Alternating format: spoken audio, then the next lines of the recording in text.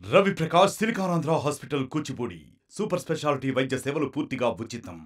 పెద్దిరెడ్డి కుటుంబ సభ్యుల ఆగడాల నుంచి బయటపడి తెలుగుదేశం పార్టీకి అధికారాన్ని ఇచ్చిన ప్రజలకు అలాగే దీనికి అవకాశం కల్పించిన తెలుగుదేశం పార్టీ కార్యకర్తలకు ధన్యవాదాలు తెలియజేసుకుంటున్నాం.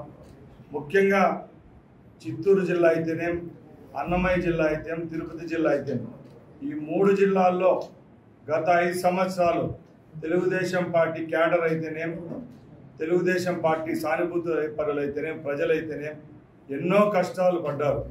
ముఖ్యంగా ఆ రోజు ఇక్కడ పెద్దలుగా చలామణైన పెద్దిరెడ్డి కుటుంబం ఎక్కడ పడితే అక్కడ దురాగతాలు చేస్తూ, స్వైర విహారం చేస్తూ ఇక్కడున్న ప్రజలను అయితేనేం, పారిశ్రామికవేత్తలు అయితేనేం, రైతులనైతేనే ప్రతి ఒక్కరిని దగా చేసి వాళ్ళ దగ్గర ఉన్న సొమ్మును దోచుకోవడం జరిగింది.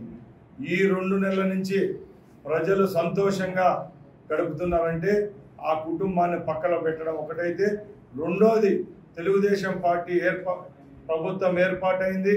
చంద్రబాబు నాయుడు గారు మరొకసారి ముఖ్యమంత్రి అయ్యారు.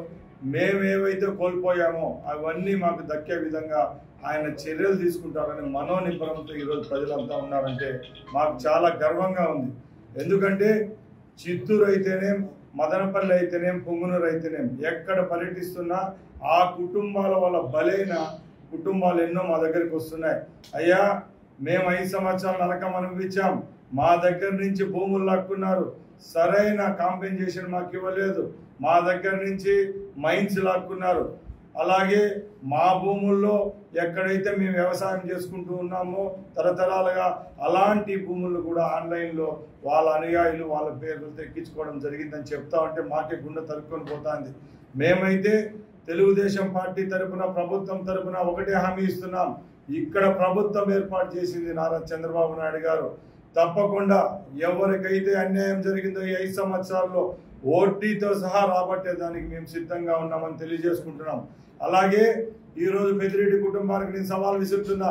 నువ్వు పుట్టిన గడ్డ పైన మేము పుట్టాం, ఇదే రాయలసీమ పౌరుషం రక్తం మాలో ప్రవహిస్తూ ఉంది. నువ్వు ఈరోజు నంగనాచిగా నువ్వైతేనేం, నీ కొడుకు అయితేనేం, నీ తమ్ముడు అయితేనేం చెప్తా ఉన్నారు. జగన్మోహన్ రెడ్డి ప్రభుత్వం పోయిన తర్వాత కొత్త ప్రభుత్వంలో ఎక్కడో అరాచకాలు జరిగినాయి, ఎక్కడో హత్యలు జరిగినాయి అని చెప్పి మీరు ఢిల్లీ లెవెల్లో పోయి ఈరోజు మొన్న భంగపాటు పడడం జరిగింది. మేము అడుగుతున్నాం, ఇక్కడ నీతి నిజాయితీతో నువ్వు గెలిచినావా? ఇక్కడ ఓడిపోవడం జరిగింది. ఉన్న 11 మంది ఎమ్మెల్యేలు నీతో పాటు వచ్చిన ఎమ్మెల్సీలు తీసుకొని పోయి ఢిల్లీకి విహారయాత్ర పోయినావే తప్పగా ఈ రాష్ట్ర ప్రజల యొక్క, ఈ రాష్ట్రంలో ఉన్న మనుషుల యొక్క వాళ్ళ కష్ట నష్టాల్లో ఏ రోజైనా నువ్వు భాగం పంచుకునే దానికి సిద్ధంగా ఉండాలని ఆయన సవాల్ విసురుతున్నాం. అలాగే చెప్తున్నాం, ఎవరైతే సర్వస్వం కోల్పోయి ఈరోజు రోడ్డుపైకి వచ్చారో వాళ్ళందరికీ మా ప్రభుత్వం అండదండలతో ఉంటుంది. రాబోయే కాలం చంద్రబాబు నాయుడు గారి నాయకత్వంలో ఈ రాష్ట్రానికి మేలు జరుగుతుందని తెలియజేసుకుంటున్నాం. ఇంకొకటి చెప్తున్నాం, ఎవరైతే వాళ్ళ పట్ల నష్టపోయారో వాళ్ళందరూ నిర్భయంగా రండి, బయటికి రండి, వచ్చి ఎక్కడెక్కడ ఏవో కోల్పోయినారో చెప్తే ఈ ప్రభుత్వం సిద్ధంగా ఉంది. మీరు ఏవైతే కోల్పోయారో అవన్నీ మీకు దక్కే పరంగా, న్యాయపరంగా చర్యలు తీసుకుంటామని సెలవు తీసుకుంటున్నాం. జై హింద్, జై టీడీపీ, జై చంద్రబాబు. మరిన్ని వీడియోస్ కోసం ఛానల్ ని సబ్స్క్రైబ్ చేయండి, లేటెస్ట్ అప్డేట్స్ కోసం వాట్సాప్ ఛానల్ ని ఫాలో చేయండి అండ్ లింక్ డిస్క్రిప్షన్ లో ఉంది.